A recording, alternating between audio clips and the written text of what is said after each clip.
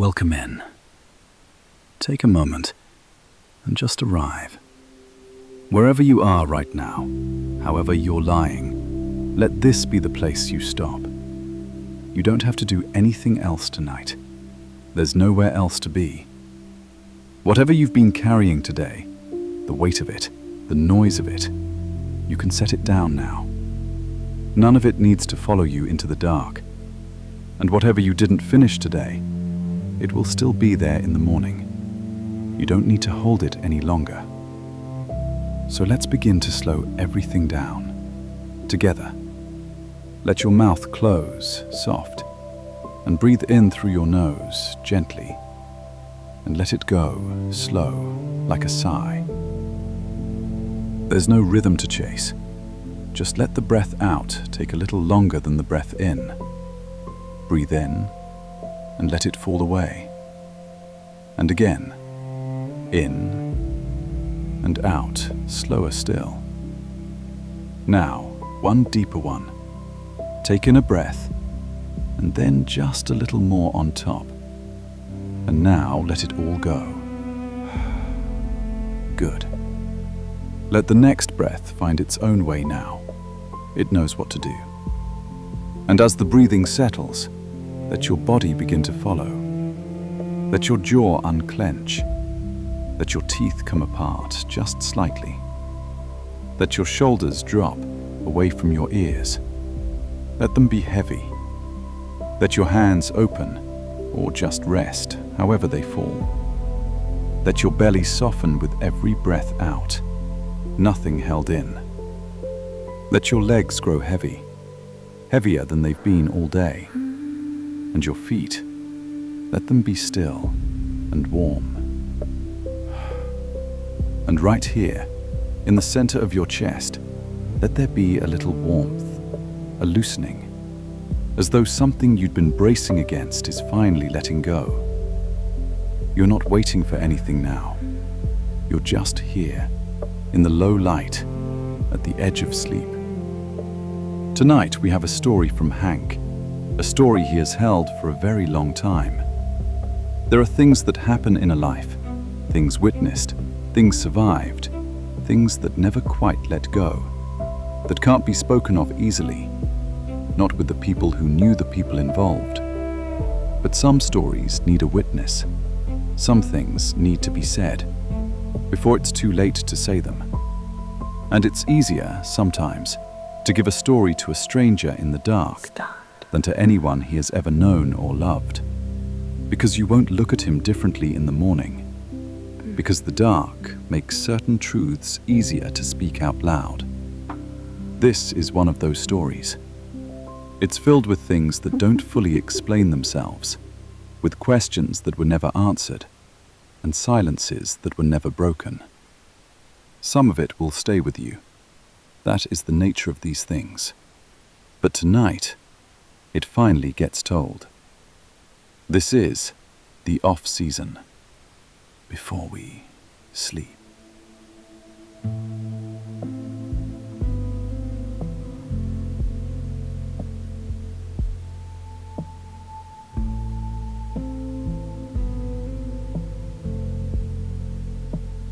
Now, I'll tell you this one, but I'll tell you straight off, the way a man ought to, that I never got the end of it, and neither did anybody else. And the folks who tried the hardest are mostly in the ground now and took their best guess down with them. So what I've got for you is not an ending. What I've got is a place and a night and 3 different men that 3 different sets of people were dead certain did it, and not one of them ever proved. That's the shape of this one. I want you to know the shape before we start, so you're not waiting on a door to close that never does. I got it the way I get most things worth telling, in pieces, over years. From a man named Verl, who is gone now, passed a while back. And that's the only reason I'll say any of it out loud. While Verl was living, I'd no more have told this than I'd have told a man's confession. but Verl's gone, and the ones it has hurt are mostly gone. And somebody ought to carry it who isn't looking to sell you a thing by the telling. You'll see, before we're through, why it had to be a man with nothing to sell. We'll get there. Here's why I'm telling it tonight, of all the nights. I was coming down out of the high country this afternoon, real time, I'm not dressing this up, on the interstate, windows cracked, with Hank Williams going low on the radio. Now, folks meet me and sooner or later they hear my name and they grin and say, well, no wonder you play Hank Williams, same name. Like it's a cute little thing. And I let them have it because it's friendly and because it's half true. I do play him, always did, long before any of this. But I'll tell you the part I don't tell them. It got to where I can hardly bear to play him anymore. One song of his in particular. And it's got nothing to do with us sharing a name and everything to do with what I'm about to tell you. You'll know the song by the end. You'll know why. Anyhow, he was going low, the way I keep him, because he's about the only company I keep on a long haul, and he has never once asked me a thing. And there came up on the right one of those big lit billboards, new, bright, the kind with the lamp set under it so it carries after dark. A National Outfits billboard, you can always tell. The photograph's too clean and the family in it is too happy, and nobody alive is lit that gold. And on it was a lake, blue as a postcard, mountains standing up behind it, a long wood dock running out into the water, and off along the far shore, a little stand of trees gone gold. And down in front, a boy holding up a trout about as long as his arm, squinting into the sun, grinning that grin. And across the top, big, Hearthwood Family Resorts. And under that, the new name they'd hung on the place, which meant not one single thing to me. And under that, the whole cheerful menu, the way these chains lay it out, kayaks and paddle boards, lakeside archery, s'mores social night, the Cub Club for our littlest guest, Saturday fishing derby, guided nature walks, and down at the bottom, in the soft, pretty letters, the promise the whole brand is built on, the thing they're really selling, where families come to make the memories that last a lifetime. The memories that last a lifetime. Brother, I near put the truck in the ditch. And here's the strange part. It took me a half a mile to understand why. Because the name meant nothing to me. The brand meant nothing. I'd never in my life heard of Hearthwood Family Resorts with their paddleboard rentals and their Cub Club and their nightly s'mores. For a half a mile, it was just one more chain hanging one more lake on one more board. And I near drove right on past it. And then it was the trees that got me. That particular little stand of gold, doubled in that particular water, against that particular shoulder of mountain. You can change the name of a place. You can change it as many times as you've got paint and money. But you cannot change the shape of a shoreline. And you cannot change the way one stand of tamarack throws itself gold across the cold end of a lake in October. I knew that water. God help me, I knew those trees. And I knew what got done up there. One night, a long time ago, on ground that a national company has now bought and scrubbed bright and renamed and is selling to young families as the place they'll go to make the memories that last a lifetime. And the part I keep turning over, the part that's the whole reason I'm telling you this instead of leaving it lie, is that the company does not know. Somewhere there's a conference room, and men in pressed khakis with a coffee and a spreadsheet, and they found themselves a pretty mountain lake 2 hours from 3 cities, good bones, cabins that just needed updating, and they bought it. Did their due diligence, as they call it, pulled the title, pulled the deed, went back exactly as far as a title search goes back, which is to the last sale, and not one honest inch further. And not a man of them has the first idea what they're standing on. It isn't in the brochure. It isn't on the deed. It lives in the heads of a dying out handful of old-timers up in a town called Larkin, and in one caretaker's grave, and in one woman about my age who can't hear a certain song. And that's the whole of where it lives. They're not ghouls, understand. They didn't go buy themselves a murder lake for the thrill of it. They bought a lake. They have no notion there's a single thing there to forget. And that, I have come to think, is the very coldest thing in this whole account. And I've turned a lot of cold things over in it. They've even put in an exit off the interstate now, green and official, with the brand name on it, like it's any other place a tired family might turn off and stretch their legs and let the kids run.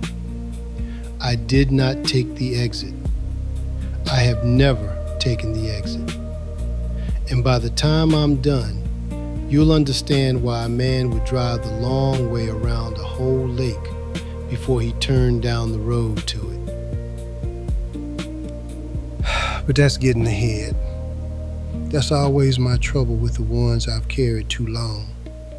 They're all happening at once in my head, and I have to lay them back out flat in order, like cards. So let me lay it flat. And let me start where I always start, which is with the man who gave it to me. Let me start with Verl.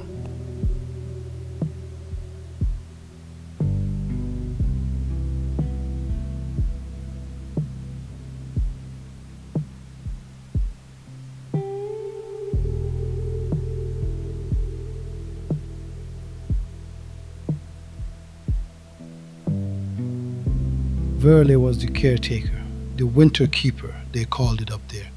The man who stays on when the guests go home and the snow comes, and somebody's got to keep the pipes from bursting and the roofs from caving and the road open to nothing in particular.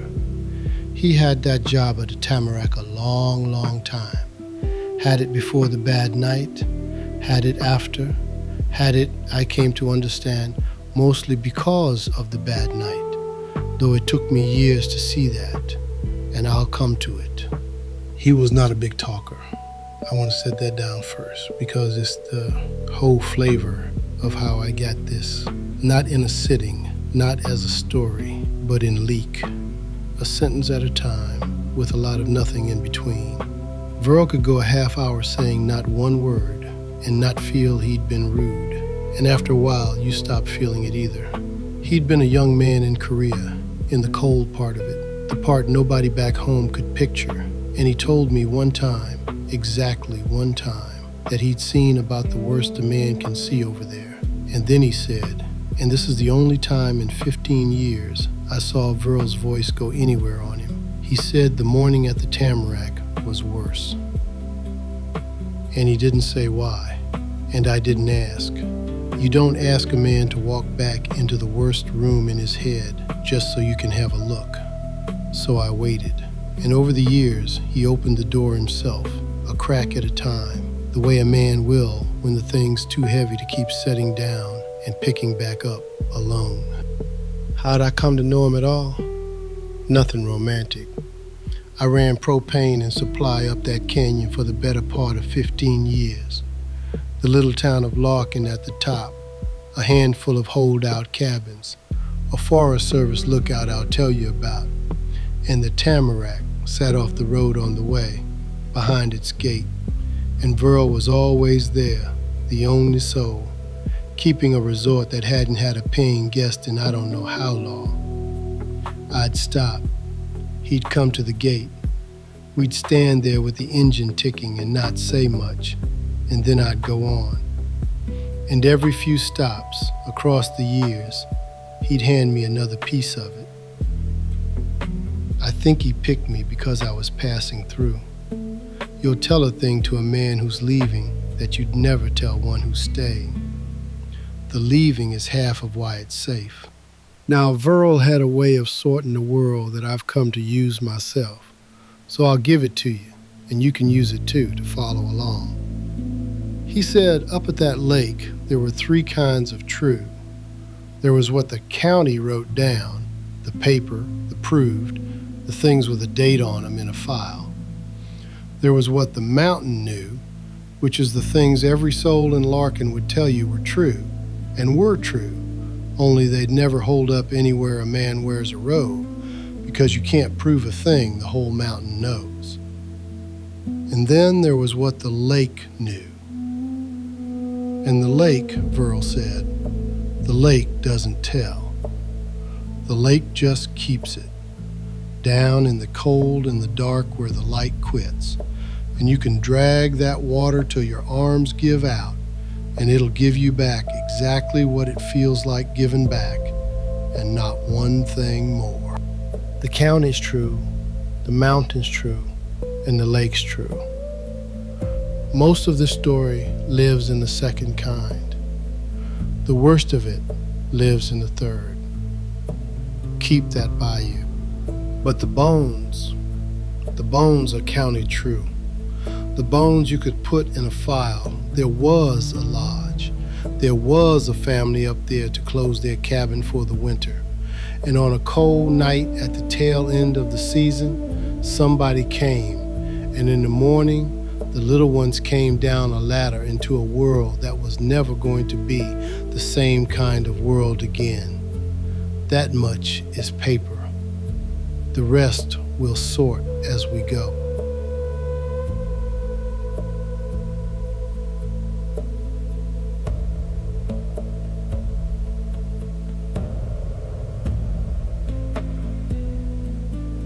I need you to see that lake the way the billboard wants you to see it. Because the billboard, God help it, isn't lying about what the place was. It's only lying about what came after. So let me give you the good of it first. You can't feel the cold of this story if I don't first get you warm. Picture a lake high up in the mountains, a real mountain lake. Cold and clean and so still in the early morning, it'll hold the whole sky upside down for you to look at. Pines all around it, dark and tall. And then, this is the thing about that particular lake, a stand of tamarack. Now, a tamarack's a strange tree if you don't know it. It's a pine that isn't quite a pine.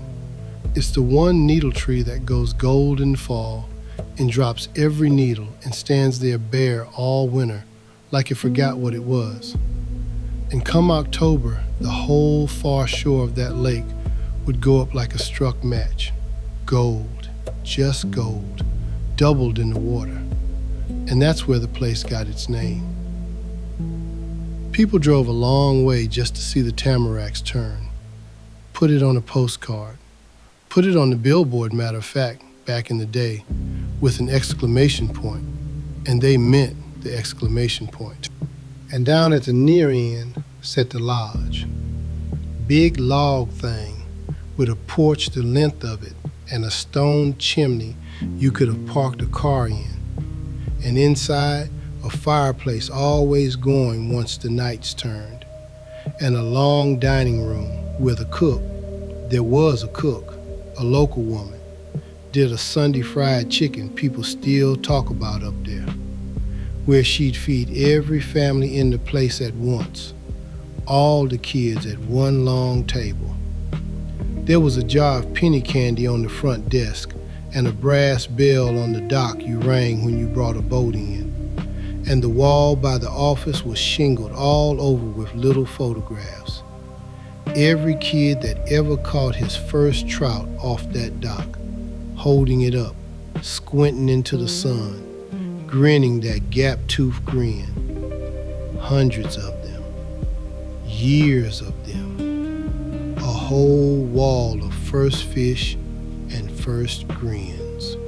And a day up there had a shape to it, the kind of shape a child remembers his whole life without ever being able to say why it was happy. You woke up cold because the mountain nights bit even in July, and you ran across the cabin floor to the wood stove the way kids do.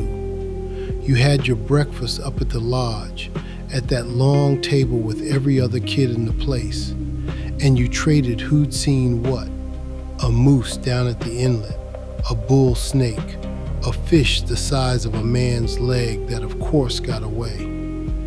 And then the whole long gold day was yours. You fished off the dock till you were bored of it. You swam till your lips went blue and your mother hollered you in. You earned your way out to that raft a little at a time across a summer. And the first morning they finally let you swim out to it on your own was about the biggest day of your young life. The teenagers, the dock boys, the dining room girls were gods to you, 16 and brown and easy, and you'd have done anything to be one. And come evening, there was the bonfire down on the gravel beach, and the marshmallows gone to char, and the dads telling the same lies they told every year, and the radio on the lodge porch, and then your mother walking you up to the cabin, half asleep on your feet, with wood smoke in your hair. That was a day at the Tamarack. Now multiply it by every kid on that wall and every summer behind them. That is a powerful lot of plain happiness for one small lake to have held. I want you to feel the whole weight of it. It's going to matter later exactly how much that lake weighed before. That's what the Tamarack was. Screen doors clapping all summer long. Dads teaching boys to row and getting it wrong and laughing about it. The old country station drifting off the lodge porch of an evening. Hank Williams, Patsy Cline, Marty Robbins, while the light went out of the sky behind the gold trees. It was, I want you to hear me, about the most wholesome thing a person could dream up. It was where you'd have wanted to be a kid. It was where you'd have wanted your own. It hung itself on a billboard with an exclamation point and called itself Good, Clean Family Fun. And for a great many summers and a great many families, that is exactly and only what it was. Hold that. Hold the wall of grinning kids and the gold trees and the water. We're going to need it later, and you're going to wish we hadn't kept it.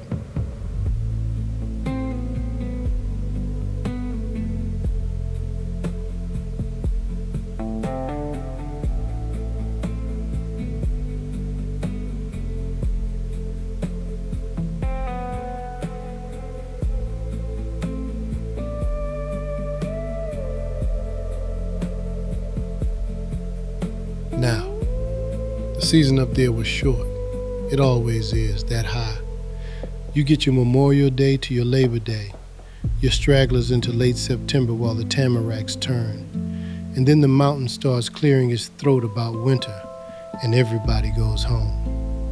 And the tamarack would empty out, the families first, then the summer help, the teenagers who'd worked the dock and the dining room headed back to school, until it was just the owner closing the books and the cook doing a last Sunday, and Verl, getting ready for the long white quiet that was his whole year's other half.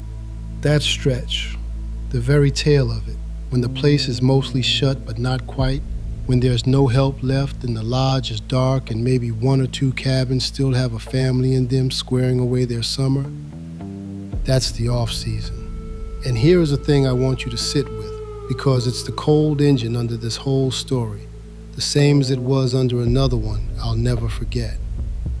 The off-season is the dangerous time, not the busy time, the empty one. Think it through, the way Verl did, the way it took him years to make himself think it through. When the place is full, it's safe, not because anybody's guarding it, but because it's watched. 100 eyes. Families up at all hours with sick kids, teenagers sneaking down to the dock at midnight. Somebody always awake, always a light on, always a witness you'd have to figure on. But empty? Empty. There's nobody to hear a screen door, nobody to notice a strange truck, nobody up the road to wake and wonder. The thing that keeps you safe at a place like that was never the lock on the cabin door. It was the other families. And in the off-season, the other families have gone home to start school. And what's left is one cabin with a light in it, 4 miles up a canyon, at the end of a road that, well, let me tell you about the road. The road up to Wren Lake is one of those mountain roads that climbs a canyon in a way that does something to the radio. There's a stretch about 2/3 up where every station you've got just leaves you, pulls apart into hiss, and then into nothing.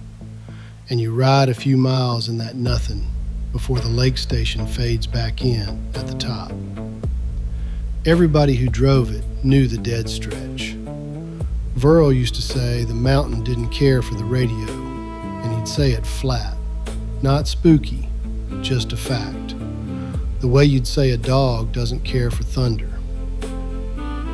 And after the bad night, I'll tell you now so you can feel it building. After the bad night, the people in Larkin quit driving that canyon after dark. Not all at once. Nobody made a rule. It's just that within a few years, if you said you were running up to the lake of an evening, somebody'd look at you. And you'd find you'd rather go in the morning. A road can go that way. A road can get a reputation that nobody will say out loud and everybody keeps anyway. That's the mountain kind of true. So picture it now, the end of the season. The gold trees half bare already, needles all over the still water and all over the roofs of the empty cabins. The lodge shut and dark, the brass bell on the dock not ringing. One cabin lit, down near the water, and a canyon road below it going dark and quiet and dead, with a dead stretch in the middle where even the radio gives up. That's the stage. That's where I have to put the family. So let me put them there.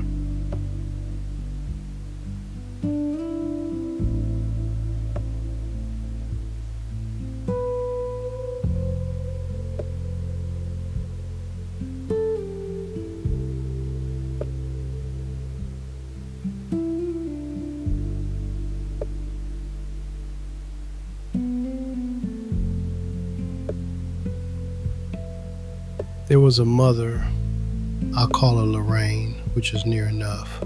She'd been coming to the Tamarack since she was a girl herself. One of those gap-toothed grins was probably hers up on that wall. And now she had her own, and they had a cabin they took the same 2 weeks every summer, down by the water. And she'd stayed on past Labor Day that year to close it up proper because her husband couldn't get the time and somebody had to drain the lines and shutter it and hauled the summer home.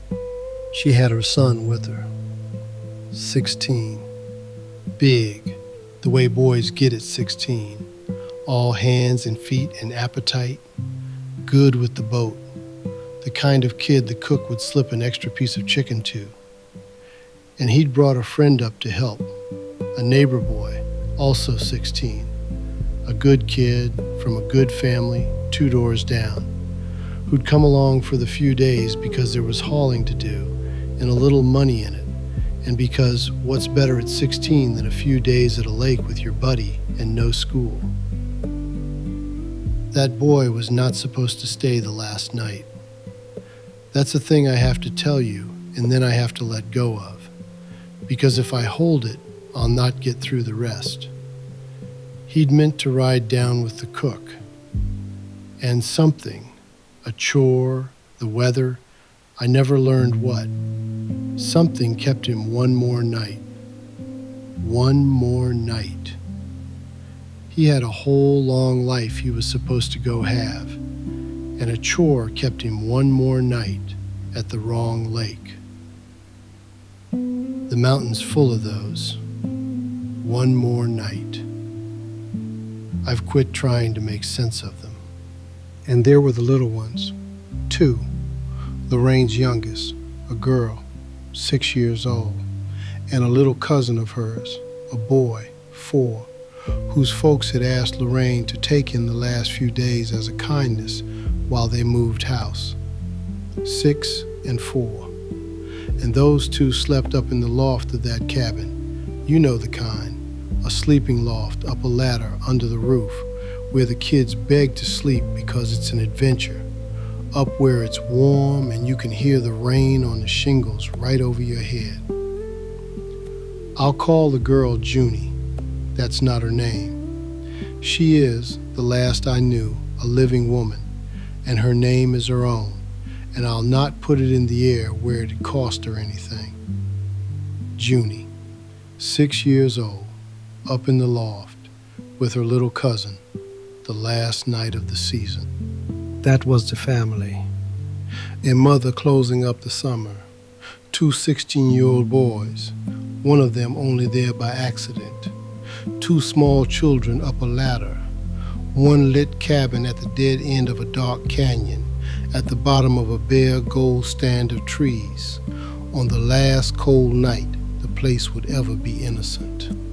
And I want to give you that last ordinary evening, because the ordinary is the thing that breaks your heart in these. Not the horror you brace for, but the ordinary slips in under the brace. They'd have had their supper, Lorraine cooking on the little cabin stove, the boys hauling the last of the dock chairs up under the porch and stacking the oars and complaining about it the way 16-year-olds complain, and then eating like horses. The little ones scrubbed and sent up the ladder and told to settle and not settling, the way small ones don't. You could likely hear them up there a good while after lights out, whispering and giggling about the moose and the raft and going home tomorrow. Tomorrow.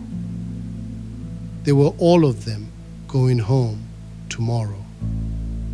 The cabin was near closed, lines half drained, summer things boxed by the door, the car to be loaded come morning, and then down the canyon and home.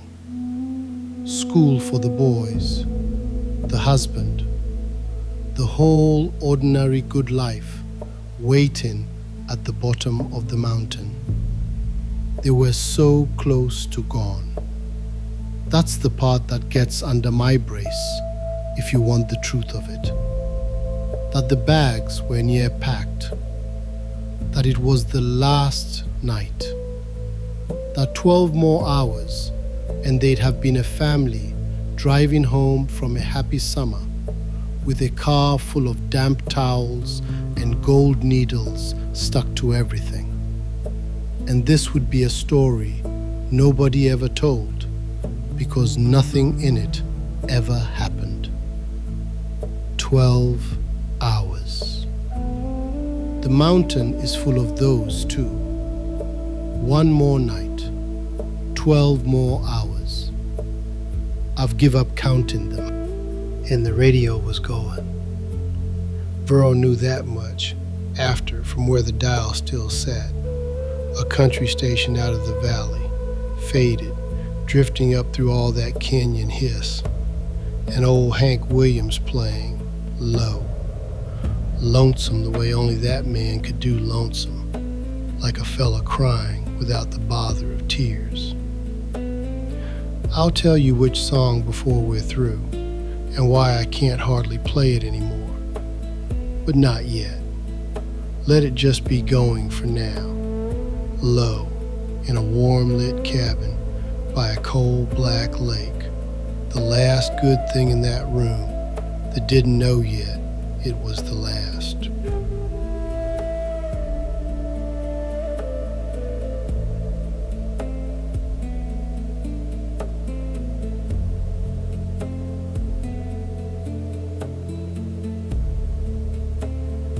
I have to step off the lake a minute. Burl did, the night he told me the heart of it, and there was a reason, so I'll do it the way he did. He said, you ever hear of a place, and I'm not going to name it, and you'll see directly why. Back east, a farmhouse before the first war. And I said I had a notion of it, the way you do. And he told me anyhow, because the telling was the point. A whole family, out on a farm, far from the next light, the way farms were then. Mother, father, the children, and that night 2 more children, little ones, visiting, sleeping over the way kids do. And in the night, a man came into that house. Nobody ever knew for certain how or exactly when, or, this is the part that crawls on you, how long he might have been about it, in the dark, in a house full of sleeping people, taking his time. And by morning, every soul in that house was gone to wherever we go, the grown and the small alike, the visiting children too. And the man was gone back out into a country big enough to swallow him, and he was never caught. Not that year, not ever. They had their suspicions. They had more than one. They argued about it for 100 years, and not one of those arguments ever got a man into a courtroom. The thing was done, complete, in a single dark night, by somebody who walked in out of nowhere and walked back out into nowhere, and the world never laid a hand on it. That's the old story. And here's the part Verl leaned on, the part that's got its hooks in me to this day. You know what became of that farmhouse? Nothing. That's what. The years went by, and the horror of it wore down the way a track wears down once folks quit walking it. And somebody bought the place cheap and fixed it up and painted it and sold it. And there's an ordinary family living in it right now. Kids probably, a dog, curtains in the window. And I would bet you everything I own that those people do not know that they raised their own children in those rooms and never once knew, because who would ever tell them, and why, and how would a thing like that ever come up? And I'll tell you the same thing Verl told me, and then I'll let it go. I am not going to say the name of that farmhouse, nor what county it sits in, nor any way you'd find it. I know it. I could. But there are people asleep in that house tonight who don't know what their floor has heard. And the only thing my saying it could do is reach in and take that not knowing away from them. And I will not do it. Let them sleep. Some mercies are just a thing a man declines to say. Verl kept that old farmhouse in his pocket his whole life, he said, like a stone. Because once you know a thing like that has happened, once you know a man can walk into a house full of sleeping innocents in the dark and walk back out clean and never be found, and that the world will eventually paint over the room and sell it bright to somebody who'll never know, you start seeing the shape of it. And then one cold morning at the end of a season, 90 years on and 2,000 miles west, Verl climbed a ladder in a lit cabin and saw the same shape again. The far place, the full house asleep, the one who came in the dark, the one who was gone by light. And this is the only way the new one was worse. The children. The new one left the children. We'll come to that. I keep promising you things and making you wait. That's the only honest way to tell it. The waiting's part of what it weighs.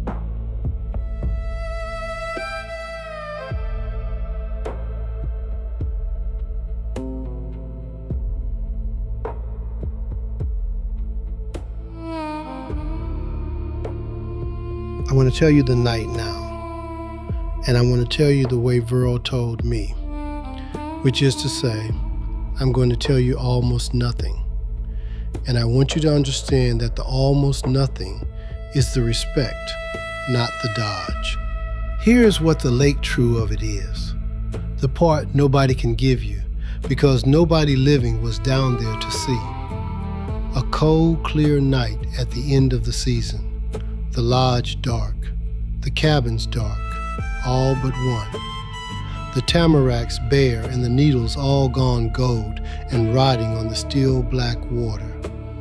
The radio in the lit cabin pulling the valley station up through the canyon hiss. The old lonesome songs. The steel guitar that sounds like a man crying without the bother of tears. The two boys probably up later than the mother light. The little ones long asleep up the ladder, the way small children sleep, which is all the way, down at the bottom of sleep where the world can't reach. And out past the porch light, in all that dark, somewhere, the road or the timber or the water, something that should not have been there, coming. And that is exactly as far down that road as I will walk you. You have an imagination. I'd not insult it, and I'd not feed it either. What was done in that cabin was done to a mother and to two 16-year-old boys, one of them a guest who wasn't even supposed to be there. And it was done by a person with the strength and the will of a person. And it was the kind of thing that, when the county men finally saw it by daylight, made grown deputies walk out to the lake and stand there and not say anything for a long while. That's all you get. That's all you need. The papers later, when there finally were papers, reached for the word a person reaches for when there's no honest word. They called it like something out of a picture show, a slasher picture, the kind that hadn't even been invented yet in those years, as if calling it make-believe could put a little glass between them and it. It couldn't. There was no glass. It happened on a real night, by a real lake you can find on a map, to real people who'd come up to close their summer cabin and drive home. There were two souls that night who came close to the edge of it and never knew how close. A young couple, campers, had a little fire down a cove maybe a half a mile around the shore. Far enough they couldn't see the cabins for the timber. Close enough that water carries what water will carry. And they told the deputies after, shy about it, the way people get when they're afraid you'll think them fools. They said sometime deep in the night, they'd both woke to a sound, come across the water, and they couldn't say what it was. A bird, one of them decided. There's birds up there in the dark that'll raise the hair clean off you. Or an animal. Or the wind working a certain notch of rock. That's what they told each other, lying in the dark in their little tent. And it's what let them go on back to sleep, which they did, because what else does a person do at 2 a.m, a half mile off in the timber? It was only when they came down the mountain into the news of it, that the wife sat down in the road. Just sat right down, Verl heard, because she knew then what it likely was they'd heard. And she knew they'd told each other it was a bird. And she understood she was going to have to carry the telling each other it was a bird the rest of her natural life. That's a thing that gets handed out that night, free, to people who weren't even there. The not knowing at the time that turns later into the one thing you'd give your eyes to give back. And the radio kept playing. That's the thing Verl could not get past. And now neither can I. Nobody turned it off. It played out the night, low, drifting, lonesome, to a room it had no business still playing to.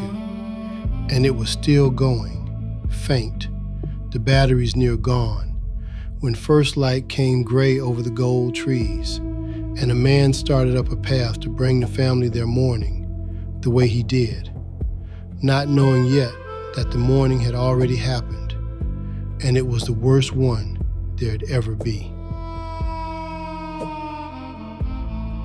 And up in the loft, under the shingles, where the world couldn't reach, the little one slept on. Junie and her cousin, 6 and 4.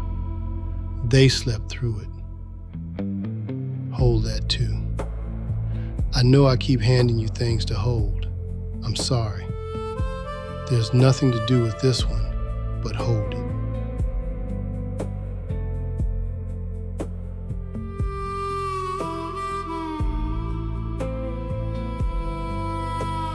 It was Verl that came up the path. Of course it was. He was the only other soul on that whole lake, down in the winter keeper's cabin near the gate, and his mornings ran on rails. Coffee, the wood stove, a walk up the road to see was everything sound. And that morning he saw the one cabin's lamp still burning in the gray, which was nothing. People fall asleep with a lamp on. And he heard the radio going, faint, which was nothing. And he came up onto the porch the way he had 1,000 mornings. And I am going to do now exactly what Verl did when he got to this part, which is stop. He stopped. He'd get me right up to that porch step across the years, and then he'd go somewhere behind his own eyes for a minute. And then he'd come back, and he'd be further on, past it, and I learned not to drag him back. So I'm not going to take you through that door. I was not made to, and neither were you. I'll only tell you he went in, and that whatever a man carries out of a room like that, Verl carried it the rest of his life, and it bent him, and that he'd seen Korea, and he told me this was worse. And I believe him. And we'll leave the porch now. We'll leave it for good. Here's the part I can give you, because it's the part that matters most, and it's the part that has no blood in it at all. After, When Verl had done what a man does, got down the mountain, no phone up there, drove the canyon himself to bring the law. When the county finally came grinding up that road, and they went all through that cabin, careful the way they do, they found the little ones, alive, up in the loft. Junie and her cousin, 6 and 4, sat up there under the roof, awake by then, quiet the way children go quiet when the air is wrong. Waiting, Verl always thought, waiting for somebody to come tell them what to do, the way children wait, because grown-ups always come tell you what to do. That's the deal. That's the whole deal of being small. They had slept through the worst night that lake ever held, 10 feet and a ladder away from it, and they had woke into the after of it, and they were alive, and there was not a mark on either one. And the very first question, before who and before why and before any of it, the first question is the one nobody has ever answered, and nobody ever will. Why were they left? The whole house, and not them. He went through that cabin in the dark, whoever he was, all that terrible patience, and he did not go up the ladder. Or he went up the ladder and looked at 2 sleeping children and went back down. Nobody knows which, and I'll tell you, the not knowing which is its own kind of cold. Did he not know they were there? Did he know and leave them for mercy, if a thing like that has mercy, or for some reason that isn't mercy at all? Did he leave them to be found, to be the ones who'd carry it?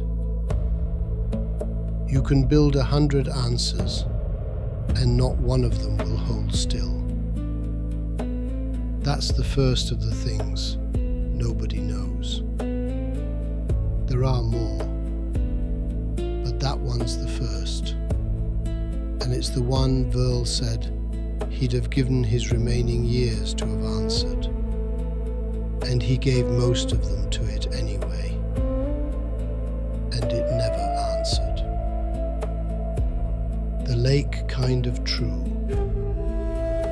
The lake just keeps it.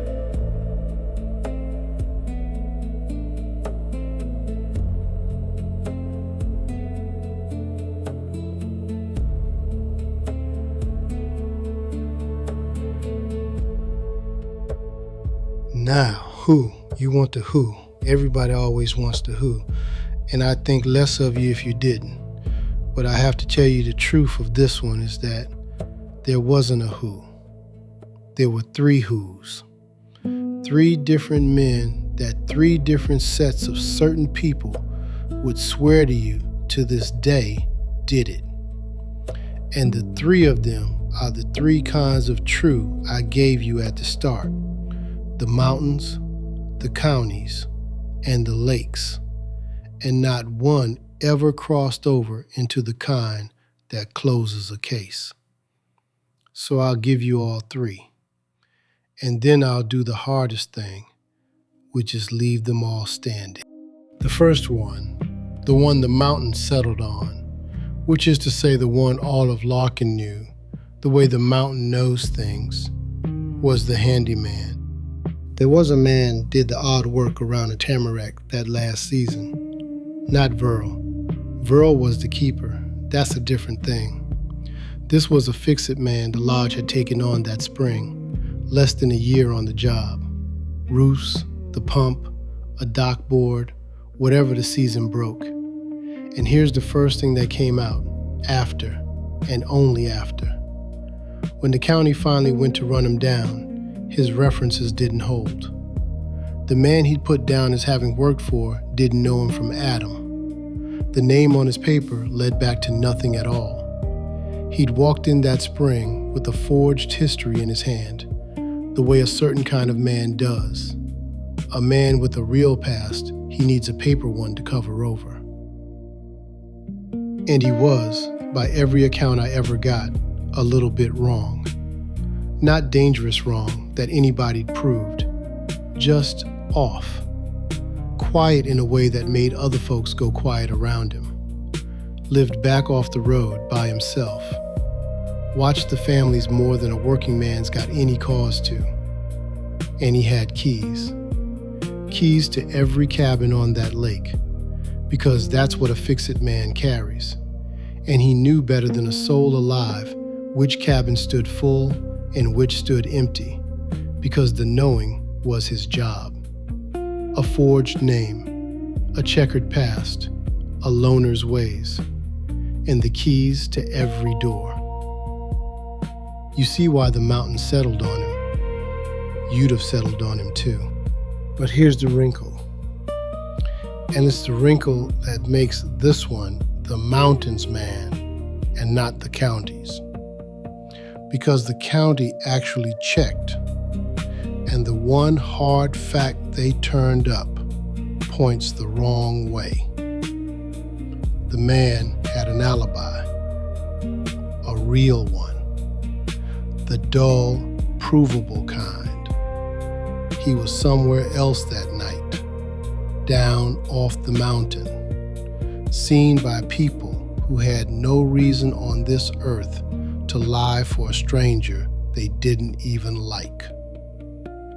And after, within a week or two, he was gone, cleared out of the place back off the road, and was never seen up that canyon again. Now, a guilty man runs. Everybody knows a guilty man runs. So does a man with a forged name and a buried past who's just been the odd, quiet fellow with the keys at the lake where a whole family got killed, and who can feel an entire mountain turning slow to look at him. An innocent man runs from that too. Runs faster maybe. His alibi held and his nerve didn't. And those are two different things. And the mountain has never once in its life cared about the difference. He is the one Larkin will still name you if you buy the right old-timer the right cup of coffee. The handyman did it. Everybody knows. Everybody knows. And the one thing anybody could actually prove says he didn't. And that gap right there, between what a whole mountain knows in its bones and what the paper will bear out. I have stood at the edge of that gap before, telling another story. And I'll tell you again, it is the exact size and shape of where the evil in this world gets to go on living.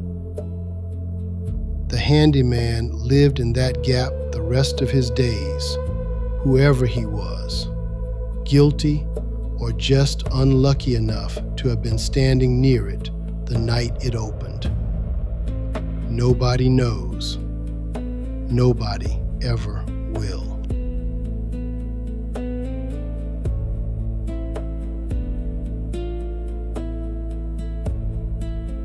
The second one, the one the county came around to, the paper one, the one that took 30 years in the computer to even shape up, was the driver.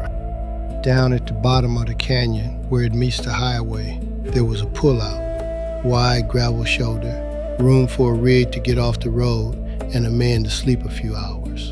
And there had been a truck there, a long-haul truck, a sleeper cab, parked at that pullout for the gas station fella at the highway remembered it after, the way you remember a thing once it matters. Parked there a day or two, off and on, that last stretch of the season. And the morning after the bad night, it was gone. Now that's nothing by itself. Trucks park at pullouts. That's what pullouts are for. A man drives all night, he pulls off, he sleeps, he goes on. There's 10,000 of them on any given dock, all across this country, parked at the edges of it, sleeping, harmless, tired men a long way from home. I have been one of them more nights than I can count. That's the part that sits wrong with me, if I'm honest with you. And I'll be honest with you. He was doing what I do, whoever he was. He pulled off a highway tired and parked at the edge of the dock, same as me, same as 1,000 good men. And the difference between him and the rest of us, if it was him, is a thing you cannot see from the road. You cannot tell, looking at a row of sleeper cabs at a pullout at 2 in the morning, which one of them has got something else in mind. You just can't. That's what makes the figure of him so cold. He doesn't look like anything. He looks like rest. I've slept in those pullouts 1,000 nights. I know the brotherhood of them, the row of rigs nosed out under a sodium light, engines left idling for the heat, the little curtains drawn across the sleeper windows, a man here and there awake and smoking in the cab, lifting 2 fingers off the wheel at you as you roll past, which is about the only hello the night road allows. It's a kind of fellowship that, even though you never learn one single name, you're all of you tired.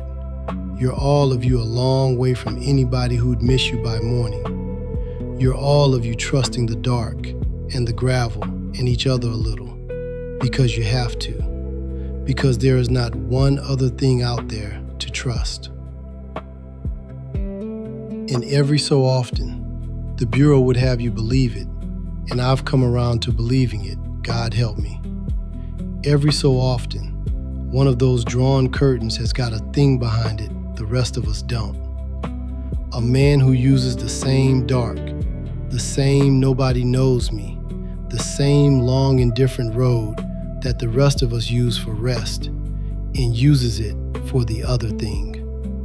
He passes for one of us because he is one of us, right up until he isn't. There's no telling him from the rest at a glance or at 100 glances. I'll be honest with you.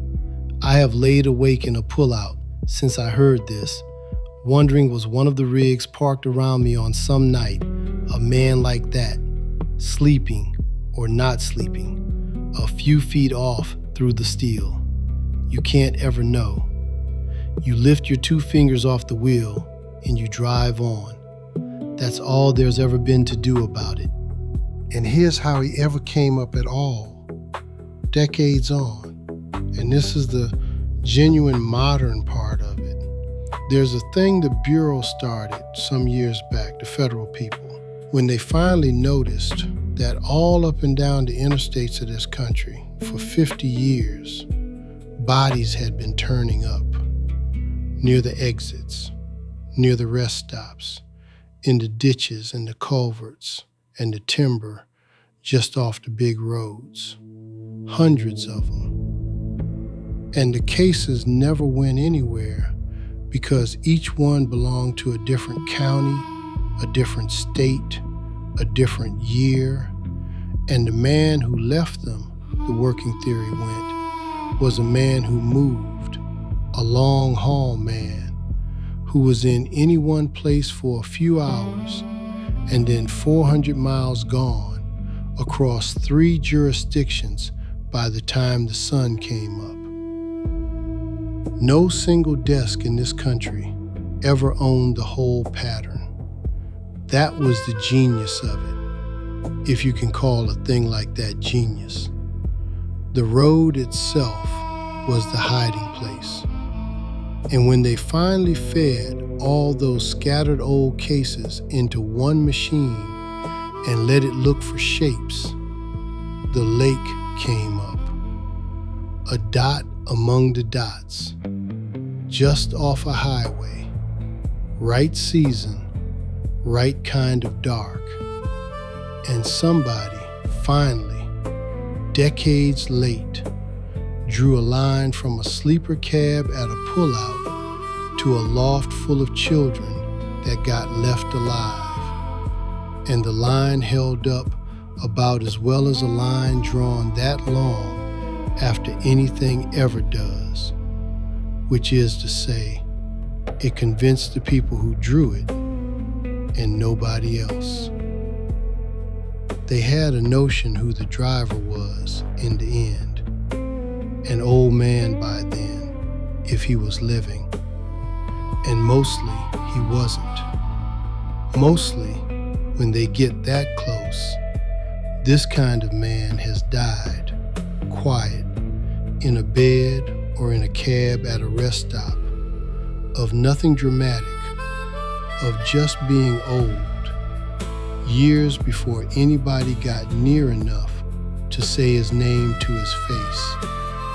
Died free. Died, most likely, having long since forgot the lake among all the other places, the way you'd forget one parking lot out of a working life of them. That's the county's man. Paper true, almost. Almost. Never quite.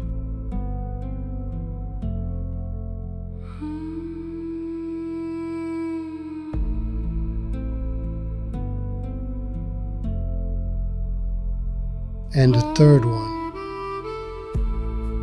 one's the lakes. And I'm going to give it to you even though it's the one I can least stand behind, because it's the one they tell up there. And a story like this isn't honest if you leave out the part that lives in the back of people's necks. There's a thing they say about that timber, older than the lodge, older than the road.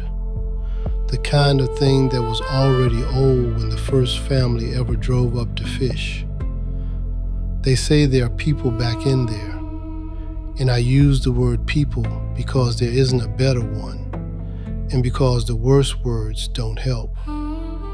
People who don't come out, who've been back in the deep timber longer than anybody can account for, who don't farm and don't log, and don't show in any census, and who live off the country the way a thing lives off country that has lived there a very long time and isn't particular.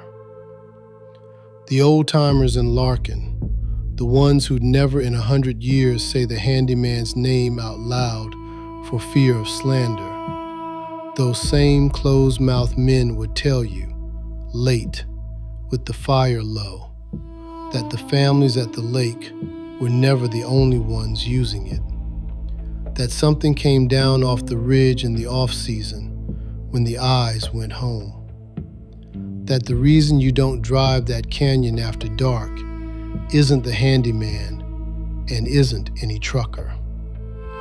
It's that the road, after a certain hour, after a certain season, isn't only yours.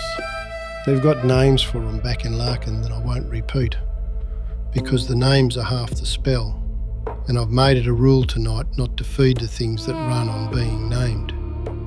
But the shape of the telling's always the same, that they were here before the lodge, and before the road, and before the county had a name to call itself, that they keep to the high timber in the green months when the country's full of eyes, and they come down lower in the off-season when it empties out, the way anything comes down to where the feeding's gone easy. That a family alone at the dead end of a canyon in the cold, with all the help gone home down the mountain, that is not a tragedy to a thing like that. That's a table set. It's an old story, that one. Older than this country by a long way. Every people that ever built its houses up against a big dark woods has told some version of it. And you do have to ask yourself, why, if there was never once a thing to it? Or you don't ask. Asking that one too hard on a dark night is how a grown man ends up not driving the canyon after dark either. Now, Verl didn't hold with that. Let me say it plain. Verl was a career man, a pipes and pumps man, a man who'd seen exactly what people do to people and never once needed to reach past people to explain it.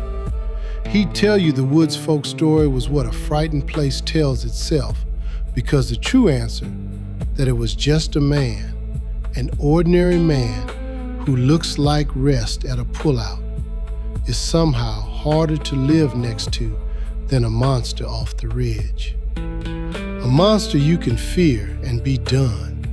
A man you have to keep on living among. So Verl didn't hold with it, and I don't much. I've driven 10,000 miles of dark and never once met anything in it worse than a man, and a man's been plenty. But I'll tell you the one thing that keeps the third story standing. Just a little. Just enough that I won't quite knock it down. It's the lookout.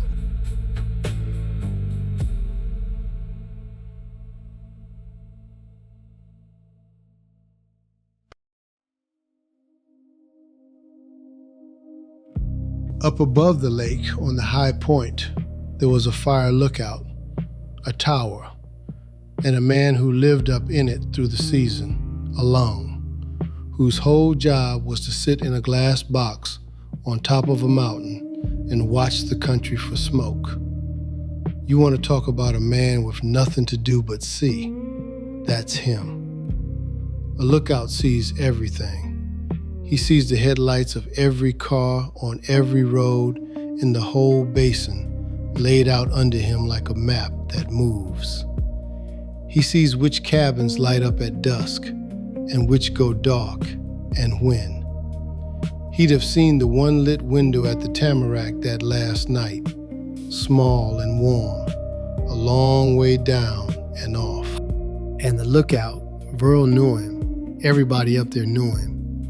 The lookout said that on the night in question, late deep into the dark, he watched one set of headlights come down off the lake road.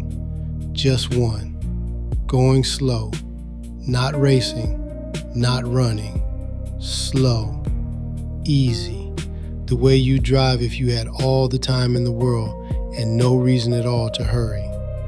Down the canyon, through the dead stretch, out onto the highway, and gone.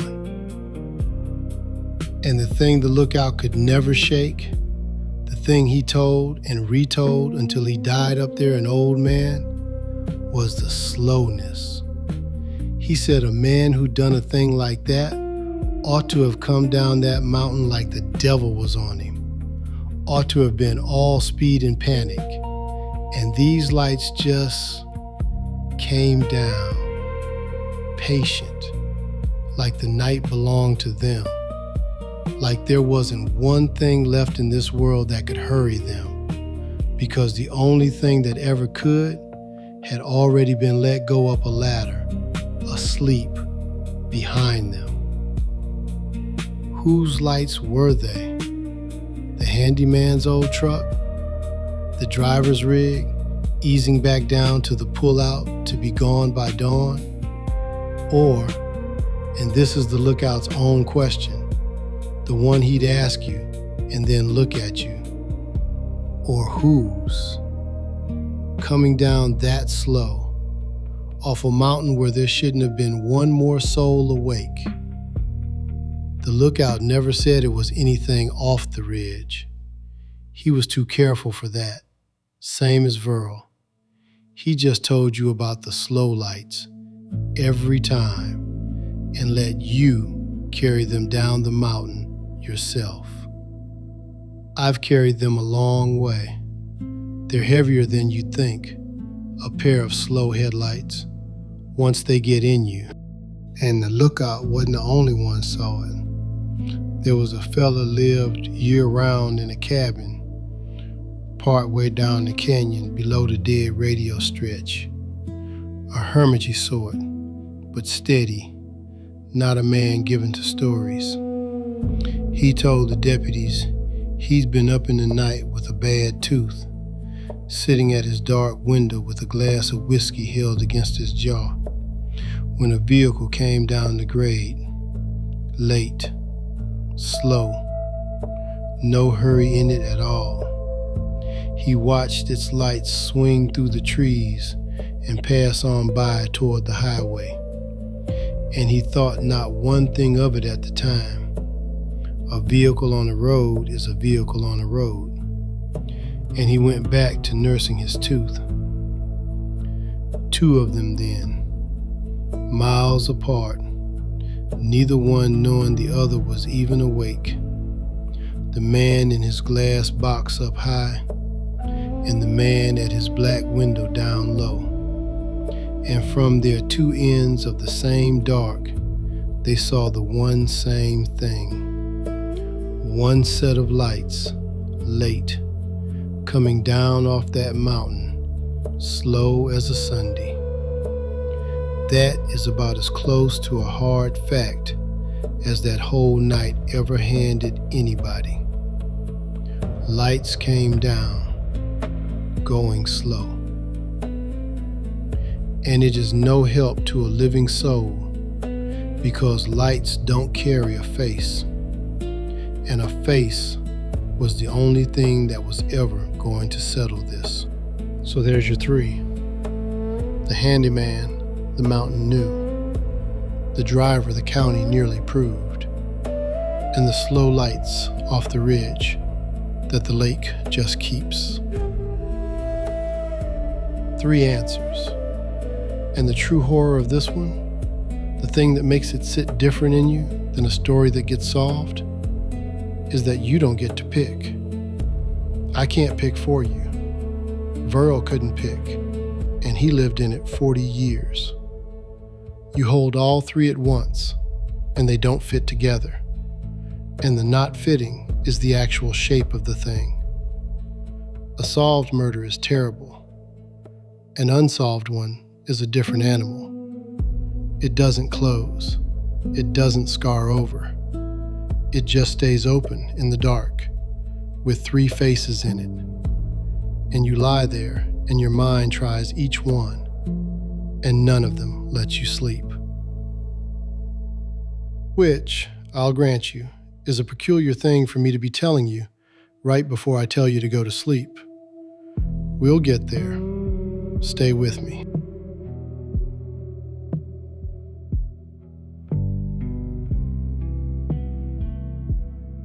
The law tried. I want to be fair to them, because it's easy to be hard on the law in a story like this, and it isn't always earned. They came up that canyon and they worked it. There was a young deputy in particular, gone now too.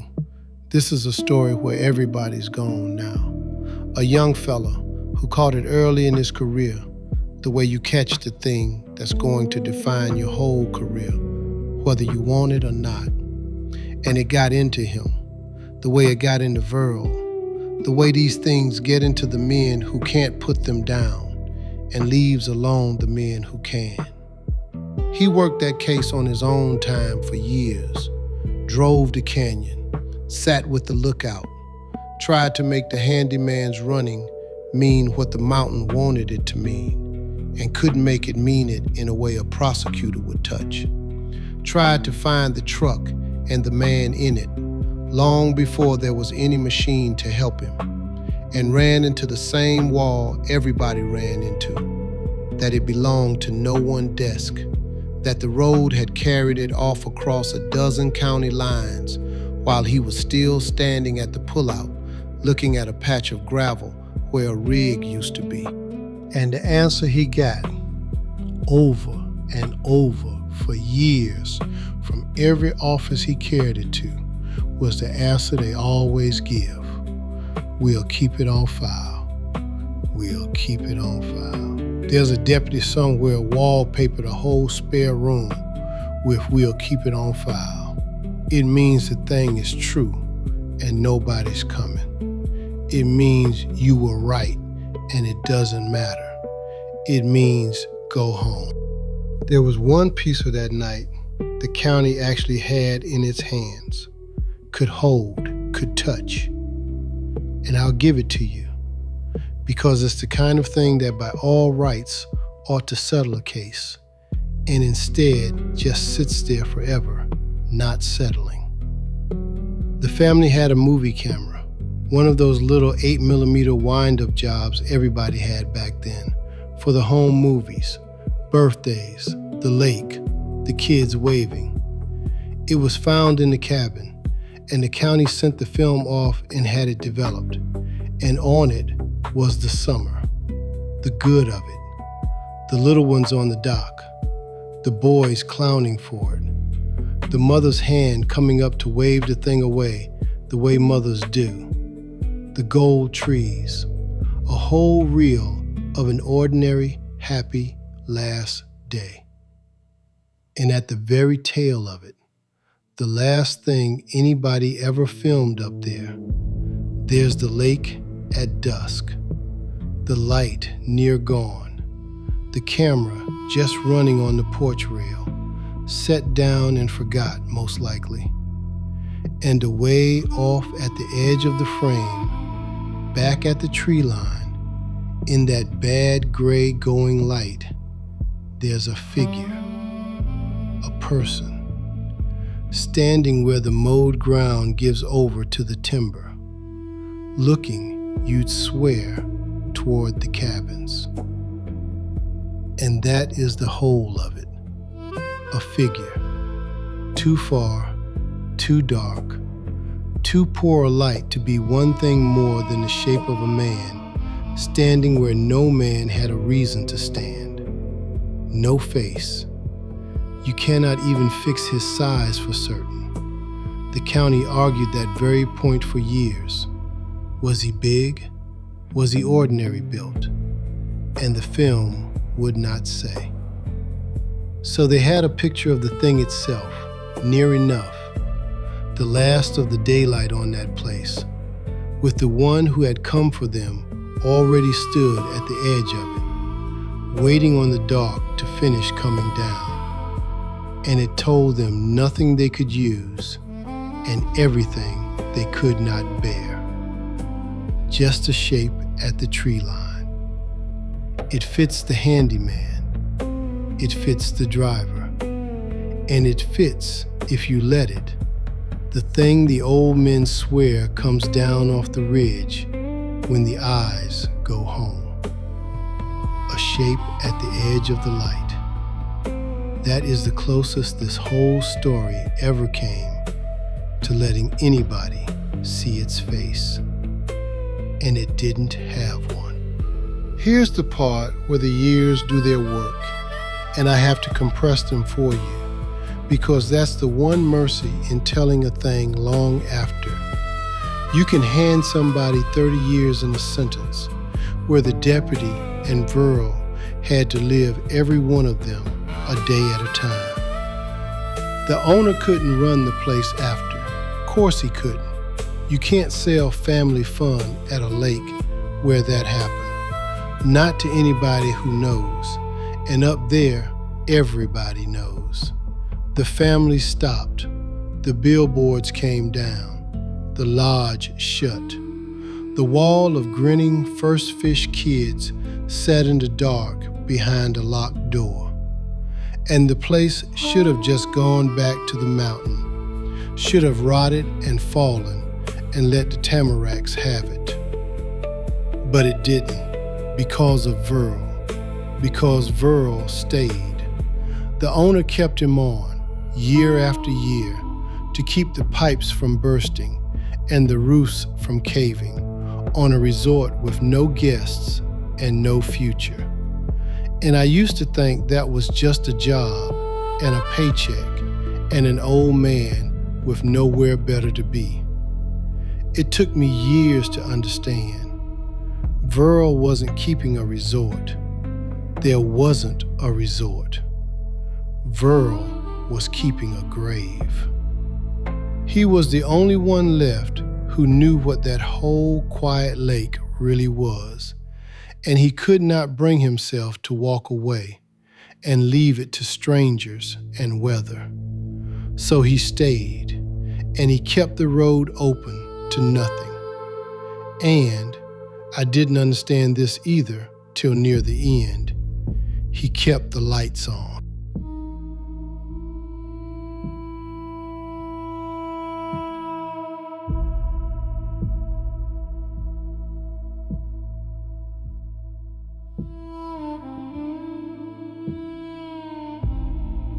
The lights stayed on, the porch lights on the empty cabins, a few of them anyhow, the ones whose wiring still ran. Every evening, an old man would walk the row of a dead resort and turn on porch lights for guests that were never, ever coming.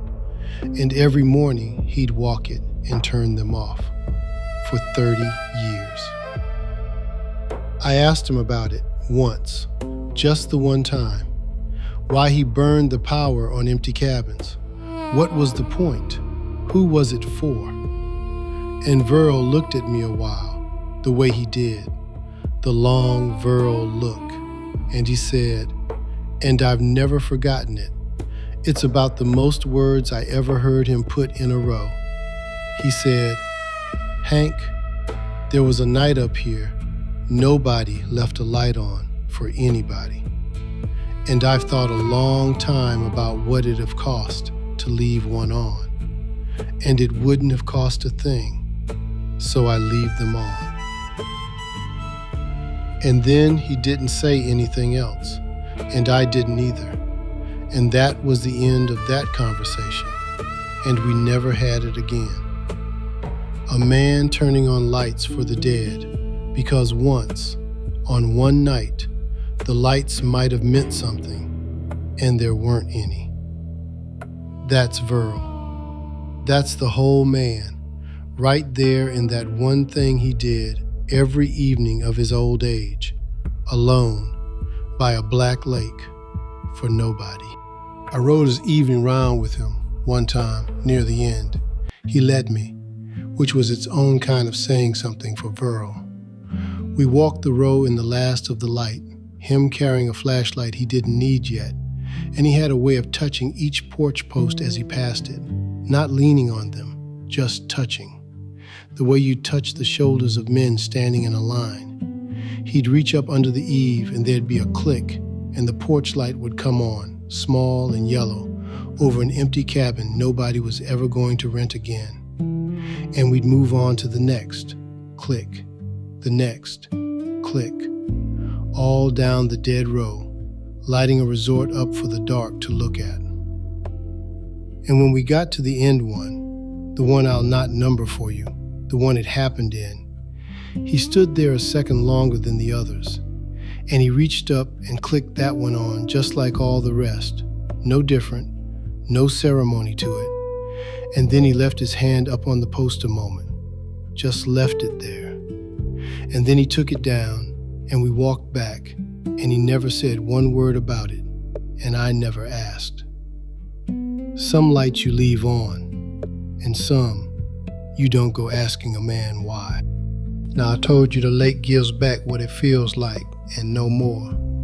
Let me tell you the one time it gave something back. There came a drought year, deep into all this. One of those summers where the whole West dries up and the reservoirs show their bones and the lakes pull back off their shores and leave a ring of cracked mud and old secrets. And Wren Lake pulled back that year further than anybody living had seen it. And out in the mud, where 40 years of water had been, somebody, a kid, it's always a kid, found a thing. I'm not going to tell you what the thing was, partly because Verl never told me straight, and a man shouldn't dress up the one hole in the middle of his own story to make it fit nicer, and partly because the thing itself isn't the point. The point is what it did and didn't do. It was enough, that thing in the mud. It was enough to make the county certain, finally, in their own hearts, which of the three it had been. The paper kind of certain. And it was not enough, not nearly, to do one single thing about it, because the man it pointed at had been dead a dozen years by then, died free, died of being old in a bed somewhere with a view probably, and a clear conscience or none at all. And you cannot try a dead man, and you cannot unfree him, and you cannot make the mud testify. It mattered, and it didn't matter. Both in the one hand, and you can hold them both. It mattered because for the first time in 40 years, somebody could say which face it was and not be only guessing. And it didn't matter, not 1 ounce, to a mother and 2 boys and the whole rest of their unlived lives, who were exactly as gone the day they knew as the day they didn't. The law and the truth are 2 different roads up that canyon. They don't always meet at the top, and the mountain does not care which one you came up on.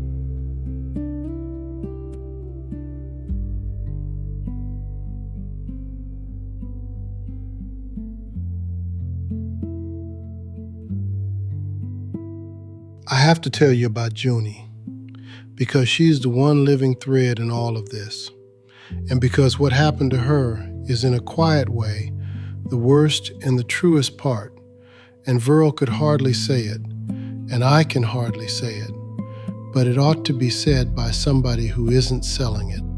She lived, I told you that. 6 years old, up the loft, not a mark on her, her little cousin too. They were taken down the mountain that gray morning, wrapped in deputies' coats, and they went on to have lives, real lives, the cousin especially, who was 4 and remembers the mercy of it. Not one thing. He's a grown man now, with grandchildren, and no idea. And that is the single kindest fact in this whole account, and I cling to it. But Junie was 6. 6 is old enough. 6 is right at the edge of where the world starts sticking to you and won't come off. And Junie didn't talk after. Not for a long time. Not about that night. Not about much of anything for years. The doctors had words for it then, and they've got better words for it now. And none of the words give a person back the years it eats. She grew up the girl that thing happened to, in a small town that knew. Under 3 suspects worth of whispering, she could feel, even when she couldn't hear it. They questioned her, of course. Gentle at first, and then less gentle as the years ran on and the case stayed open, and she stayed the only living thing that had been inside that dark with it.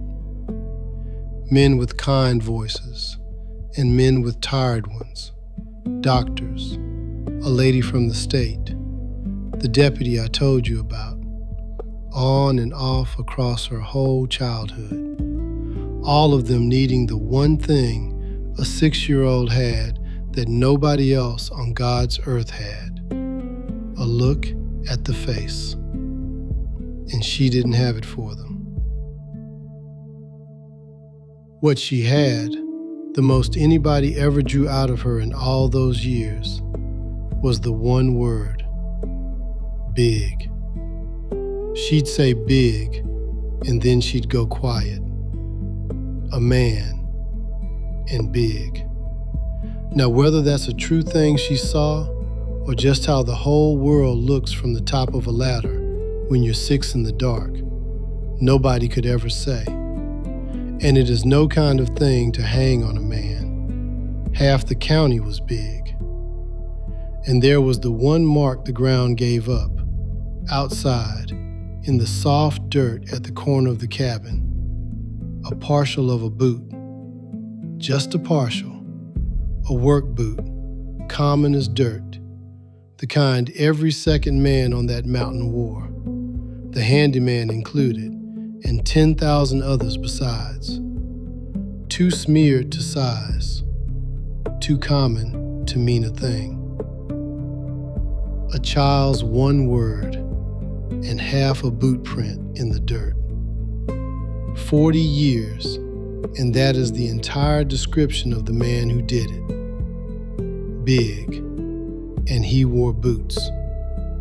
You could stand him in a lineup of every man in the West and never pick him, and they knew it.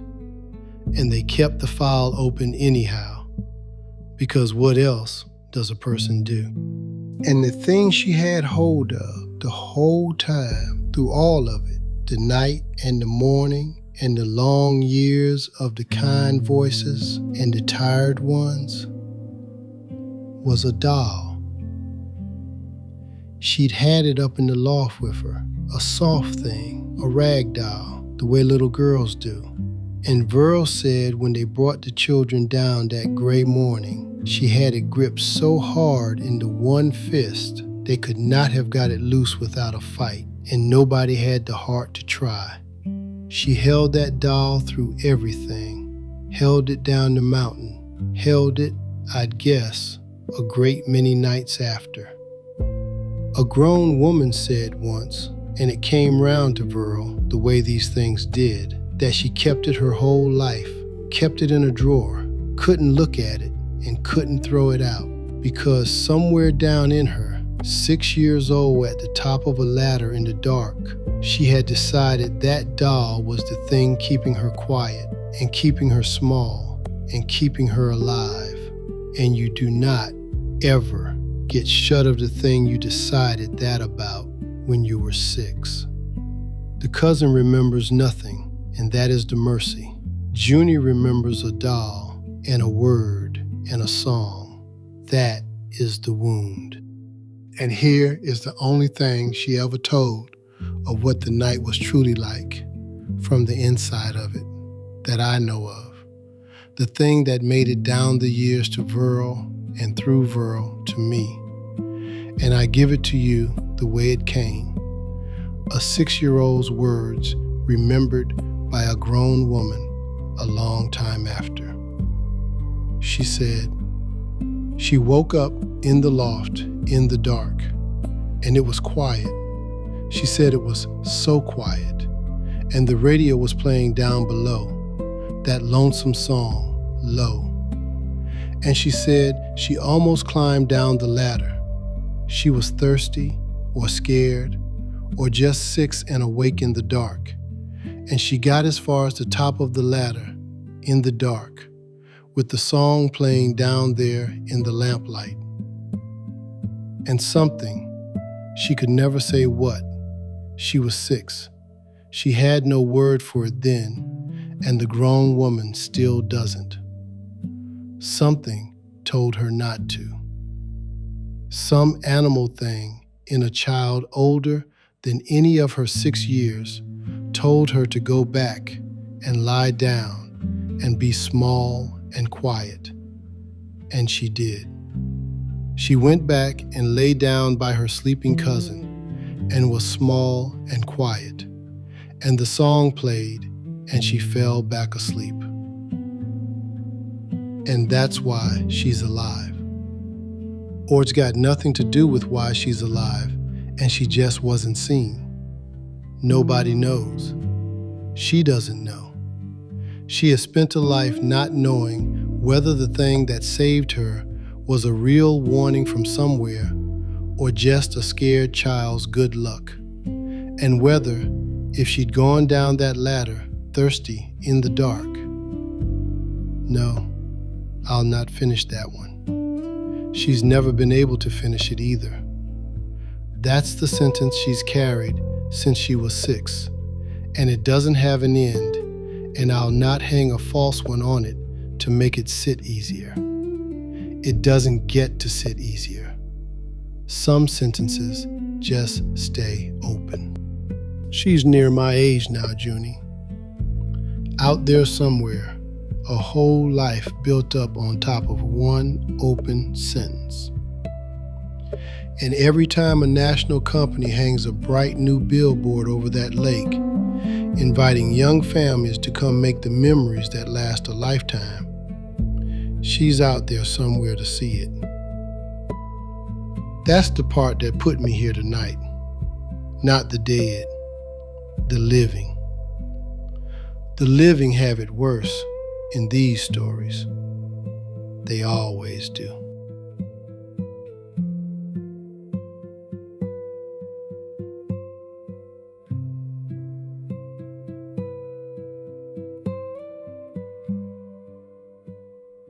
Vera's gone now, like I said.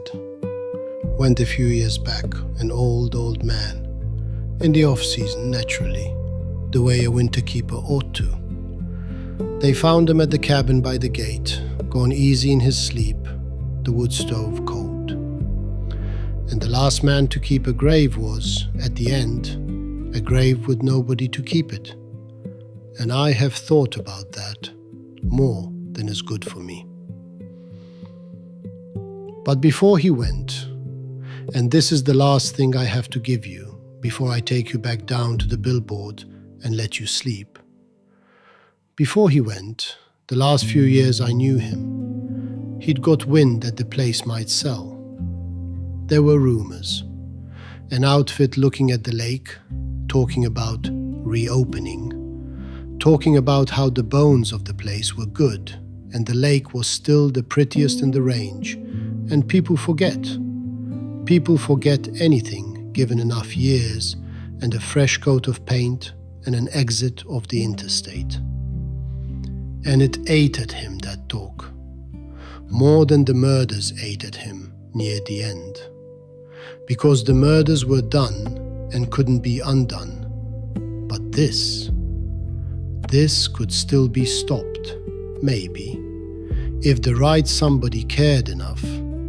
And Verl was too old and too alone and too out of the world to be the somebody. So he made me promise. Same as another man once made me promise about another place. I seem to be the fellow these old men hand their last promises to. And I've come to think that's a job of a kind. And I try to do it right. Verl took my arm. And Verl was not a man who touched you, not once in 15 years. So when he took my arm, I knew. And he said, "Hank, they're going to open that place back up. Not yet, but they will. Some outfit with money and no idea is going to come look at that lake and see nothing in it but a goodbye. And they'll scrub it and paint it and hang a brand new name on it and put families back in those cabins, and not a one of them is going to know. Not the owners, not the guests, nobody." And here's the part that's hard, Hank. I can't even say they're wrong to. Time does that. Time washes everything, the worst right along with the best. And you can no more stay angry at it than at a river for running downhill. It's just the nature of the thing. But I want the one promise. Don't you go up there and lay down in it. Not ever. Whatever they end up calling it. You don't make a bed where that happened. Not you. Not knowing what you know. And don't you let the forgetting be the whole of it either. Somebody ought to keep the true thing, the whole true thing, the wall of grinning kids and the night, both at once in the one hand, and carry it on past, slow, and not sell it, and not forget it, and not lay down in it. That's all I'm asking. Just be the one that still knows when there's nobody left that does. And I said I would. And he let go of my arm. And that was about the last real conversation Verl and I ever had. And now he's gone. And I'm the somebody. I didn't ask for it. You don't get asked. You just turn out to be the one still driving the road when the man who carried it has to set it down.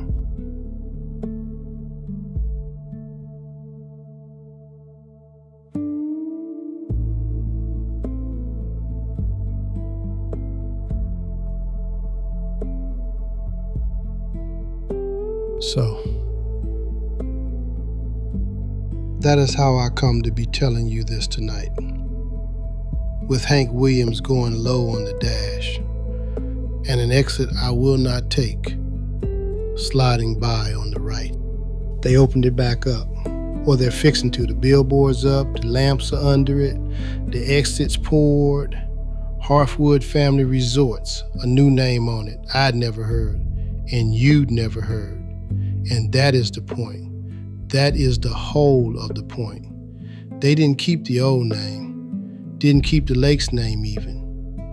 There's a national brand on it now, the same one they've got hung on a dozen other pretty lakes in a dozen other states.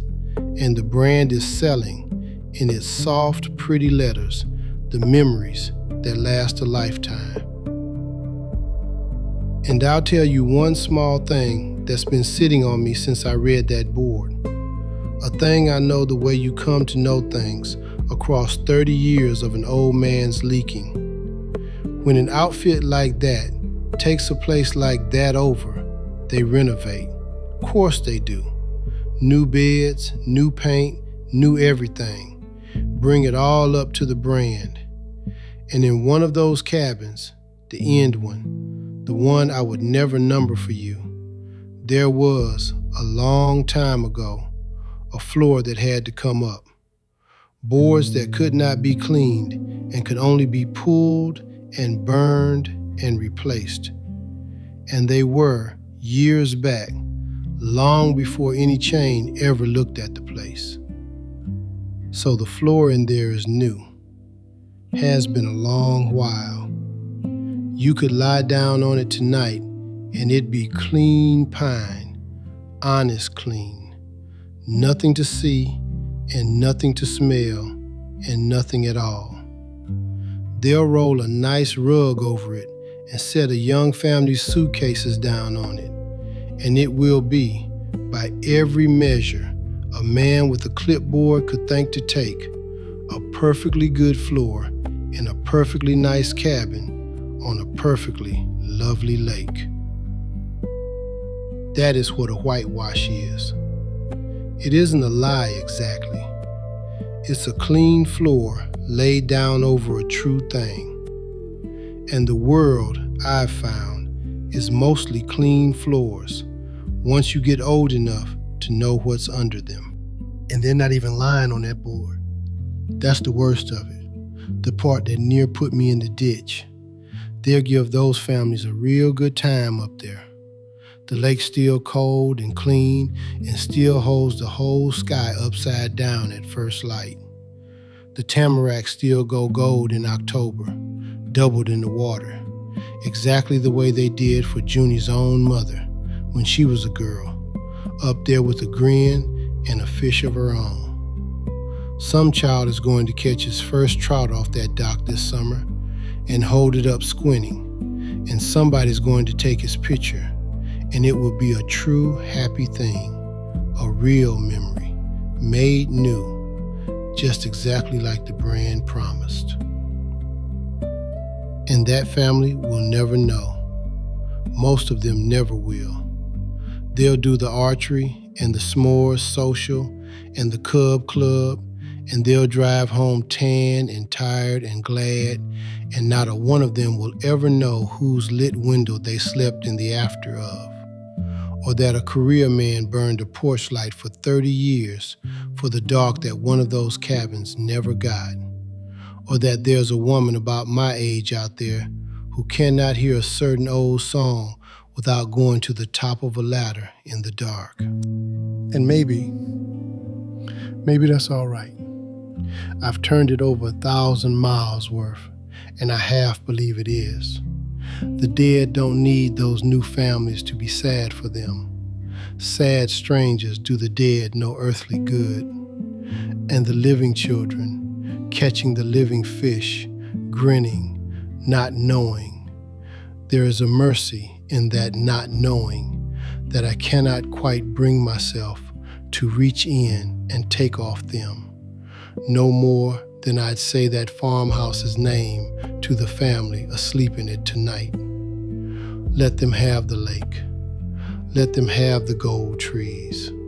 That much was always real and always good, and the one night does not get to have all of it. That's the mercy. And the crime is in the very same breath that a man did this to a mother and 2 boys, and very near to 2 babies besides, and was never named, and grew old, and died free in a bed somewhere with a view. And now the very ground of it gets sold off bright and clean to folks who never know to grieve it. Mercy and crime. The clean floor over the true thing, both at once in the one hand. That's the whole of what I've got for you. I never told you I'd untangle it. I told you I'd carry it past, slow, but I won't lay down in it. That's the line. It's the only thing Verl ever asked me for. And it's the thing I'll ask of you now that I've gone and put all this inside you. You can let that lake be a happy place again for the folks who don't know. But you who know now, you don't make a bed in it.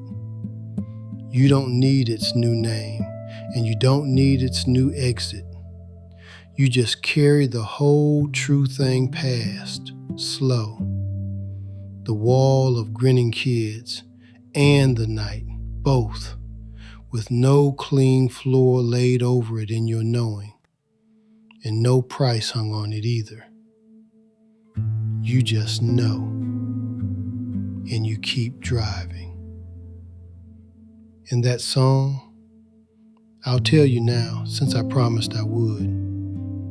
It was a Hank Williams the radio was playing in that cabin, the last thing still playing, low, while a 6-year-old at the top of a ladder decided to lie back down and be small.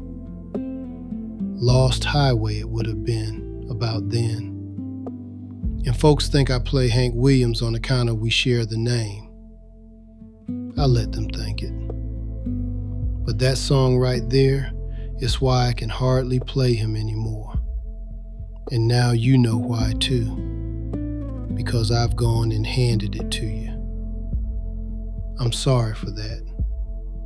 It's the only way I ever learned to keep a promise to a dead man. You hand the weight on to somebody still driving. So if you're ever out that way, coming down off the high country in the long evening light, radio on, and a clean, bright billboard comes up over a blue lake, with a little stand of gold trees on the far shore, and a grinning kid with a fish, and a brand name, and an invitation to come make the memories that last a lifetime. You let those families have it.